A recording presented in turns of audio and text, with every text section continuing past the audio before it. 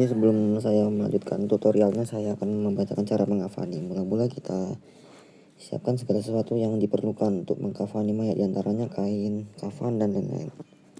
Kemudian untuk kain kafan tersebut kita sobek dan tepi kain tersebut dibuang pinggiran kainnya.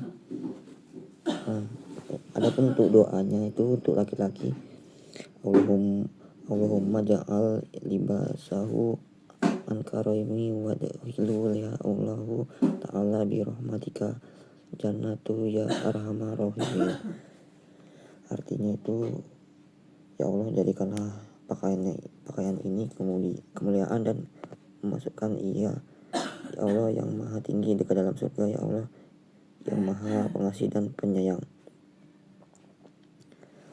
Perlu diketahui bahwa sekurang-kurang kain kafan untuk si mayit itu ialah satu lapis saja, yakni kain yang dapat membungkus seluruh tubuh si mayit itu sendiri. Kecuali mayit itu mati atau meninggal dunia dalam mengerjakan ihram, ada dua cara. Yang pertama itu bagi mayat laki-laki kepalanya harus terbuka. Yang kedua bagi mayat perempuan mukanya harus terbuka. Yang ketiga, bila tidak ada jenis kain maka dapat dipergunakan sejenis tikar-tikaran, sejenis daun-daunan, dapat juga digunakan tanah lumpur. Yang keempat itu orang-orang yang mengkafani mayat itu sebaiknya mahram, seperti anak, saudara, orang tua. Bagi mayat sama seperti memandikannya. Yang kelima itu sebaiknya kain kafan itu dari harta mayat itu sendiri itu berwarna putih dan baru serta telah dibasuh atau dicuci. Nah, kain kafan itu adalah, yang pertama itu lapis pertama dinamakan kain izar, yaitu kain yang menutupi antara pusat dan lutut si mayit.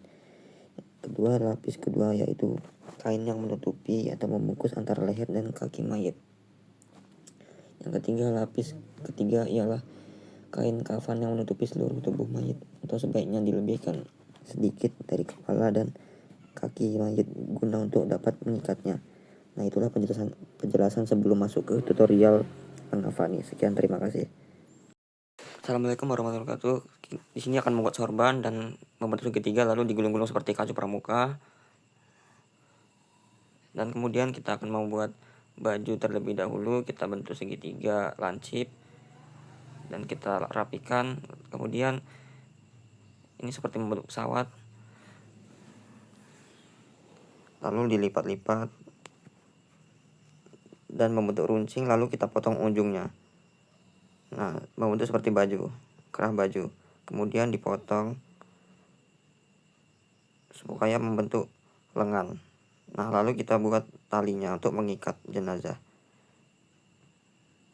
Kemudian kita akan membuat kolor celana dalam, dilipat-lipat dan digunting sebanyak 30%.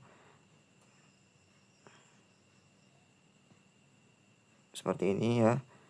Kemudian dilipat-lipat, lipat ke atas lalu lipat ke dalam dan digunting supaya membentuk lipatan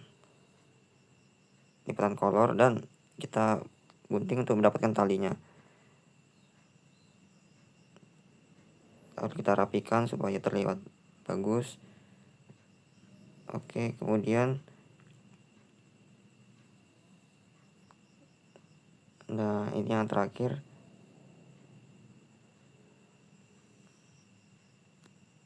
Kita buat untuk mengikat jenazah.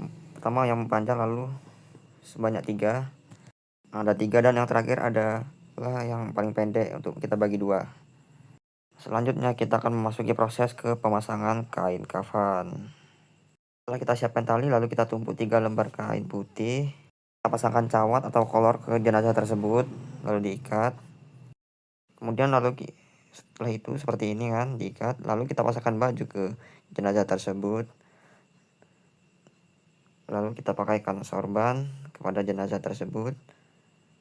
Dan tak lupa juga kita ikat di bajunya ya. Dan lipat. Nah, seperti itu. Ini karena susah karena menggunakan kertas ya. Setelah itu kita lipat kain yang tiga kain tadi nih, kain yang pertama seperti ini, lalu kemudian dilipat-lipat, lalu kita rapal, lalu kain kedua dan kain terakhir, kain ketiga. Ini agak susah karena menggunakan kertas, dan kemudian diikat dari kepala, badan, bagian badan ya, itu ada 5 tali, sampai tali ketiga, tali keempat di bagian betis, dan tali kelima adalah di bagian kaki, di bagian jempol.